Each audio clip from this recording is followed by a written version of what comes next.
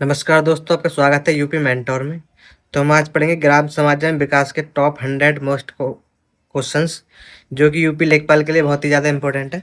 तो चलिए शुरू करते हैं।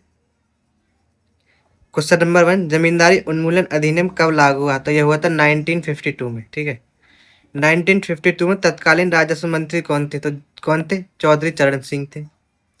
लेखपाल पद का सृजन किस घटना के बाद हुआ? तो 27,000 पटवारियों के इस्तीफे के बाद। ठीक है, लेखपाल का मुख्य कार्य क्या है? तो लगान वसूली, भूमि पैमाइश और कृषि सर्वेक्षण इसका मुख्य कार्य है। लेखपाल की नियुक्ति किस संहिता के तहत होती है? तो यूपी राजस्व संहिता 2006 के तहत लेखपाल की नियुक्ति की जाती है। लेखपाल की नियुक्ति किस धारा के तहत होती है? तो धारा 16 के तहत। यूपी राजस्व संहिता 2006 कब लागू हुई? तो ये 2016 में लागू हुई, 10 साल बाद। फिर हल्का क्या होता है? तो 5 से 10 गाँव के समूह, प्रत्येक का एक लेखपाल होता है, तो इसे क्या कहते हैं? इसे हल्का कहते हैं। ठीक है, तो ये इंपॉर्टेंट है, धारा 16 में लेखपाल की नियुक्ति है। तो चलिए आगे बढ़ते हैं। अब देखें खसरा और खतौनी से इंपॉर्टेंट क्वेश्चन। गांव का प्रमुख वार्षिक रजिस्टर या फील्ड बुक किसे कहते हैं? तो वो होती है खसरा। मैनुअल खसरा से पहले कितने कॉलम होते हैं? तो 21 कॉलम होते हैं। वर्तमान कंप्यूटर खतरा में कितने कॉलम होते हैं? तो 46 कॉलम होते हैं। खेत का क्षेत्रफल, फसल और मिट्टी का विवरण किस में दर्ज होता है? तो वो खसरा में दर्ज होता है। अधिकार अभिलेख किसे कहते हैं? तो खतौनी को अधिकार अभिलेख कहते हैं। इंपोर्टेंट है।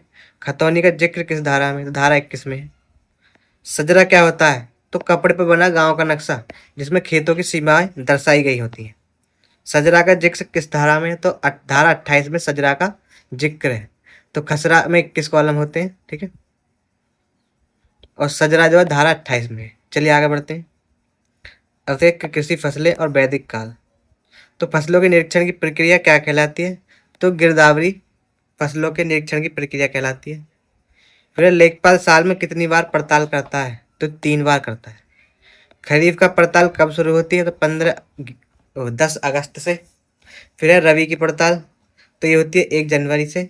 और जायद की पड़ताल होती है 1 मई के बाद। ठीक है, अब देखते हैं अगला क्वेश्चन। ऋग्वेद में ग्राम शब्द का प्रयोग कितनी बार हुआ? तो वो हुआ 13 बार। ठीक है, फिर विस गांव का समूह के मुखिया कौन होते हैं? तो होते हैं विस्पति। इसका जिक्र 170 बार किया गया है। फिर है वैदिक काल की सबसे बड़ी इकाई जन का जिक्र कितनी बार है? तो 275 बार है जन का। ठीक है, दो किसानों के बीच में खेत की मेड़ का विवाद सुलझाने की प्रक्रिया तो वो सीमांकन डिमैक्रेशन कहलाती है। ठीक है, तो चलिए आगे बढ़ते हैं। तो यहाँ पे देखो खुर्जा ट्रिक है, जिससे याद रख सकते हैं हम। खे से खरीफ, रै से रवि और जैसे जायद। तो 10 अगस्त को खरीफ की, और 1 जनवरी को रबी की, और 1 मई को जायद की फसल की वो होती है पड़ताल। चलिए आगे बढ़ते हैं। स्थानीय स्वशासन का इतिहास। तो वित्तीय विकेंद्रीकरण का जनक कौन है? तो वो है लॉर्ड मेयो। 1882 का मैग्ना कार्टा लेके आए थे। फिर है लॉर्ड मेयो का कार्यकाल क्या था? तो वो था 1869 से 1872। लॉर्ड मेयो ने स्थानीय स्वशासन को वित्तीय स्वायत्तता कब दी? तो वो कब दी थी? 1870 में। भारत में स्थानीय स्वशासन का जनक किसे माना जाता है? तो लॉर्ड रिपन को माना जाता है। फिलहाल लॉर्ड रिपन ने स्थानीय स्वशासन का प्रस्ताव कब दिया? तो 1882 में दिया था। ठीक है, इंपॉर्टेंट है। किस प्रस्ताव को स्थानीय स्वशासन का मैग्ना कार्टा कहा जाता है? तो वह लॉर्ड रिपन का 1882 के प्रस्ताव। यूपी का कितना प्रतिशत जनसंख्या ग्रामों में रहती है? तो वो रहती है 77.73% जनसंख्या। फिर है यूपी की कुल ग्रामीण जनसंख्या का लगभग कितना परसेंट है? तो वह 15.53 करोड़। देश भर में सर्वाधिक ग्रामीण जनसंख्या किस राज्य में? उत्तर प्रदेश में ही है। चलिए आगे देखते हैं। अब देखते हैं स्वतंत्रता पूर्व की परियोजनाएं। 1920 में श्री निकेतन परियोजना किसने शुरू की? तो वो थी रविन्द्रनाथ टैगोर। 1920 में गुड़गांव परियोजना, तो ये अंधविश्वास खत्म करने हेतु चलाई गई थी। किसने चलाई थी? FL ब्रायन ने। 1921 में मार्तंड परियोजना कहाँ शुरू हुई थी? केरल में। और ये डॉक्टर स्पेंसर हैस ने शुरू की थी। ठीक है, इंपॉर्टेंट है। 1936 में छुआछूत निवारण के लिए सेवा ग्राम परियोजना महात्मा गांधी ने शुरू की थी। 1948 में नीलोखेड़ी परियोजना, तो ये SK डे द्वारा चलाई गई थी। फिर नीलोखेड़ी परियोजना का मुख्य उद्देश्य क्या था? तो वो था पाकिस्तान से आए शरणार्थियों को पुनर्वास देना। 1948 का इटावा पायलट प्रोजेक्ट से किसे शुरू किया? ठीक है, किसने शुरू किया? तो वो था अल्बर्ट मेयर थे, इन्होंने महोबा से शुरू किया था ये, ठीक है। सामुदायिक विकास कार्यक्रम सीडीपी की नींव किस प्रोजेक्ट में रखी? तो ये रखी गई थी इटावा पायलट प्रोजेक्ट, ठीक है। तो इम्पोर्टेंट वो है, तो वीडियो को लाइक कर देना, चैनल को सब्सक्राइब कर लेना। पंचायती राज समिति, सामुदायिक विकास कार्यक्रम सीडीपी कब लागू हुआ? तो ये हुआ 2 अक्टूबर 1952। फिर राष्ट्रीय विस्तार सेवा एनईएस की शुरुआत 1953 में हुई है। फिर त्रिस्तरीय पंचायती राज व्यवस्था की सिफारिश तो वो की थी बलवंत राय मेहता समिति 1957 में। द्वितीय व्यवस्था की सिफारिश किसने की? द्विस्तरीय, तो वो थे अशोक मेहता समिति 1977। अशोक मेहता समिति ने कौन से 2 स्तर बताए थे? तो उन्होंने एक मंडल स्तर बताया और एक जिला स्तर। पंचायतों को संवैधानिक दर्जा देने की बात किस समिति ने की? तो LM सिंघवी समिति 1986 में इसने की थी। पहली बार पंचायती राज कब और कहाँ लागू हुआ? तो 2 अक्टूबर 1959 को नागौर के राजस्थान के नागौर में हुआ था। पंचायती राज अपने वाला दूसरा राज्य कौन था? ठीक है, पंचायती राज अपनाने वाला तो होता है आंध्र प्रदेश, ठीक है। चलिए आगे देखते हैं। तो ये जो बलवंत राय ने 1957 में बताए थे, ग्राम पंचायत, पंचायत समिति और जिला परिषद 3 वो बताए थे, 3 चरण, ठीक है। चलिए आगे देखते हैं। 73 और 74 संविधान संशोधन, तो 73वां संविधान संशोधन कब लागू हुआ? ग्राम पंचायतों के लिए था ये 24 अप्रैल 1993। 73वां संशोधन किस भाग और अनुसूची में है? तो ये भाग 9 और अनुसूची 11 में है, जिसमें 29 विषय दिए गए हैं। 74वां संशोधन नगर पालिका से कब लागू हुआ? तो 1 जून 1993 को लागू हुआ है। 74वां संशोधन किस भाग और अनुसूची में? तो 74वां संशोधन है भाग 9A में और अनुसूची 12 में, जिसके अंतर्गत 18 विषय हैं, ठीक है। चलिए आगे देखते हैं। ग्राम पंचायत में आरक्षण SC ST महिला किस अनुच्छेद में है? तो वह अनुच्छेद 243D में, ठीक है। D फॉर डिस्काउंट ऐसे याद करना, रिजर्वेशन 33%। नगर पंचायत में आरक्षण किस अनुच्छेद में है? तो वह अनुच्छेद 243D में, ठीक है। राज्य निर्वाचन आयोग का जिक्र तो वो है 243K में। कैसे होगा चुनाव? ठीक है, ऐसे याद रखने ना आप। यूपी में महिलाओं के लिए पंचायत में कितना आरक्षण है? तो वो है 33%। और ये लगभग 20 राज्यों में कितना है? 50% आरक्षण है। किस आबादी वाले राज्यों में क्षेत्र पंचायत अपनाना अनिवार्य नहीं है? ब्लॉक पे जो होती है, तो 20 लाख से कम आबादी वाले राज्यों में हम क्षेत्र पंचायत स्तर को नहीं बना सकते, ठीक है। चलिए आगे देखते हैं। ग्राम पंचायत की कार्य प्रणाली, ग्राम सभा का सदस्य बनने की न्यूनतम आयु क्या है? तो वह 18 वर्ष। ग्राम पंचायत का चुनाव लड़ने की न्यूनतम आयु है 21 वर्ष, ठीक है। फिर है पंचायत सदस्यों की संख्या कैसी होनी चाहिए? तो हमेशा विषम होनी चाहिए, 9, 11, 13 या 15, ठीक है। फिर है और 1000 की जनसंख्या पर होती है 9, ठीक है। फिर 3000 की पर 11 हो जाती है। ग्राम पंचायत की वर्ष में कितनी बैठकें अनिवार्य हैं? तो 2 बैठकें अनिवार्य हैं। प्रधान को हटाने के लिए अविश्वास प्रस्ताव लाने हेतु कितने हस्ताक्षर चाहिए? तो 1/3 हस्ताक्षर चाहिए होते हैं। और फिर उससे अविश्वास प्रस्ताव होने के लिए कितना बहुमत चाहिए? तो होता है 2/3, ठीक है, 2/3 बहुमत, ठीक है। अविश्वास प्रस्ताव लाने के लिए 1/3 है और बहुमत अविश्वास प्रस्ताव पारित के लिए 2/3 होता है, ठीक है। भूतकाल से वर्तमान का अध्ययन करने वाली शोध विधि कौन सी है? तो वह ऐतिहासिक विधि। कारण और परिणाम का वर्णन किस विधि में किया जाता है? तो वैज्ञानिक विधि में किया जाता है। चलिए आगे देखते हैं। आरंभिक ग्रामीण विकास परियोजना, तो 1951 में भूदान आंदोलन किसने किया? तो होते विनोबा भावे। भूदान आंदोलन को रक्तहीन क्रांति क्यों कहा जाता है? जमींदारों ने शांतिपूर्वक 1/6 जमीन दान कर दी थी, इसलिए।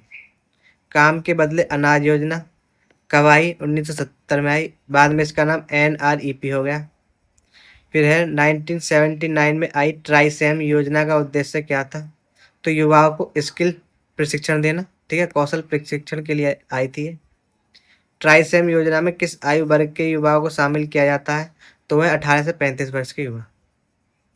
कुटीर ज्योति योजना 1988 और 89 किससे संबंधित है? तो ये मुफ्त बिजली कनेक्शन से, और इसमें 400 रुपये की सहायता धनराशि दी जाती थी। फिर है अन्नपूर्ण योजना 2000 में आई थी, और 65 प्लस के निराश्रितों को क्या मिलता है, ठीक है। जो 65 उम्र से ऊपर के निराश्रित हैं उन्हें प्रतिमाह 10 किलो मुफ्त अनाज दिया जाता है इसके अंतर्गत। फिर है पूरी जनसंख्या के प्रतिनिधित्व भाग का अध्ययन करने वाली विधि क्या है, तो वह निर्देशन विधि, ठीक है, सैंपलिंग। चलिए आगे बढ़ते हैं। रोजगार गारंटी और मनरेगा। तो 100 दिन के रोजगार के लिए NREGP योजना कब आई, तो आई थी 1983 में। भारत की पहली अम्ब्रेला योजना कौन सी थी, तो वो थी जवाहर रोजगार योजना, JRY 1989 में आई थी। 2006 में नरेगा की शुरुआत किस गांव से हुई, तो वो थी बांदापल्ली गांव से। फिर नरेगा का नाम बदलकर मनरेगा कब किया गया, तो ये 2009 में किया गया था। मनरेगा से संबंधित नया बिल जो दिसंबर 2025 में पारित हुआ है वो कौन सा है, तो वो है BBG रामजी बिल, ठीक है। नए बिल में रोजगार की गारंटी कितने दिन कर दी गई है, तो वो है 125 दिन। नए बिल के अनुसार कृषि के व्यस्त मौसम में कितने दिन काम नहीं कराया जाएगा, तो 60 दिन, ठीक है, इंपोर्टेंट है। नरेगा लागू होने की याद में रोजगार दिवस कब मनाया जाता है, तो 2 फरवरी को रोजगार दिवस मनाया जाता है, इंपोर्टेंट क्वेश्चन। तो चलिए आगे देखते हैं और क्वेश्चन। स्वच्छ भारत मिशन 2014 का लक्ष्य क्या था, तो ODF खुले में शौच मुक्त करना। 2016 में पहला ODF राज्य है, तो वो बना था सिक्किम। स्वच्छ भारत मिशन फेज 2 जो कि 2020-21 में शुरू हुआ था, इसका फोकस क्या था, ODF प्लस मतलब ठोस और तरल कचरा प्रबंधन लागू करना। जननी सुरक्षा योजना 2005 में कितनी सहायता मिलती है, इसमें 1400 रुपये की सहायता मिलती है, ठीक है। PM मातृ वंदना योजना 2017 में कितनी राशि मिलती है, तो 6000 की धनराशि मिलती है। 6 से 14 वर्ष के बच्चों को निःशुल्क शिक्षा कौन अभियान देता है, तो सर्व शिक्षा अभियान 2001, इसमें निःशुल्क शिक्षा दी जाती है। बच्चों के पूर्ण टीकाकरण के लिए 2014 में कौन सा मिशन आया, तो ये था मिशन इंद्रधनुष। मिशन इंद्रधनुष कितनी जानलेवा बीमारी से सुरक्षा देता है, तो इसमें 7 बीमारियों से सुरक्षा दी जाती है। चलिए अगला क्वेश्चन पढ़ते हैं। अब है PM कृषि सिंचाई योजना 2015 का मोटो क्या है, तो वह पर ड्रॉप मोर करो। चलिए अगला क्वेश्चन पढ़ते हैं। जल जीवन मिशन 2019 का लक्ष्य प्रति व्यक्ति कितना जल देना है, तो वह 55 लीटर शुद्ध जल देना। PM किसान सम्मान निधि में किसानों को पैसा कैसे मिलता है, तो 2000 की 3 किस्तों में DBT के माध्यम से, ठीक है, सीधे बैंक खाते में दी जाती है। मिशन अमृत सरोवर 2022 के तहत हर जिले में कितने तालाब बनेंगे, तो 75 तालाब बनेंगे हर जिले में, ठीक है। PM आवास योजना ग्रामीण में मैदानी और पहाड़ी क्षेत्रों में कितनी राशि मिलती है, तो मैदानी इलाकों में 1,20,000 और पहाड़ी इलाकों में 1,30,000 की धनराशि मिलती है। फिर कोविड लॉकडाउन में लौटे श्रमिकों के लिए 125 दिन का रोजगार अभियान 2020 में चलाया गया, वह गरीब कल्याण रोजगार अभियान। बेटी बचाओ बेटी पढ़ाओ 2015 पानीपत से शुरू हुई, क्योंकि वह लिंगानुपात सबसे कम था, ठीक है। फिर उज्ज्वला 1.1 बलिया से शुरू हुई और उज्ज्वला 2.0 महुआ में, इसमें क्या अंतर है, तो 2.0 में प्रवासियों को एड्रेस प्रूफ से छूट दी गई थी, ठीक है। PM ग्राम सड़क योजना 2000 में पक्की सड़कों से जोड़ने की आबादी शर्त क्या थी, तो वो थी मैदानों में 500 की आबादी होनी चाहिए और पहाड़ों में 250 की आबादी होनी चाहिए। तो गाँव को पक्की सड़कों से जोड़ा जाता था इस योजना के तहत, और ये अटल बिहारी वाजपेयी के समय शुरुआत हुई थी इसकी, ठीक है। और जल जीवन मिशन में 55 लीटर प्रति व्यक्ति को प्रतिदिन जल दिया जाता है, ठीक है। तो हमारे यहाँ पर 100 क्वेश्चन हो चुके हैं। तो अब देखेंगे हम ग्रामीण विकास की यात्रा। तो 1950 में भूमि सुधार आया, फिर रोजगार गारंटी 1980 से 2000 के बीच ये योजना आई है, और डिजिटल और DBT योजना चली है, ठीक है। तो जो हमने पढ़ ली है। तो अगर वीडियो अच्छी लगे तो लाइक करना और कमेंट करके बताना अपना स्कोर क्या रहा, और सब्सक्राइब करो जरूर करना।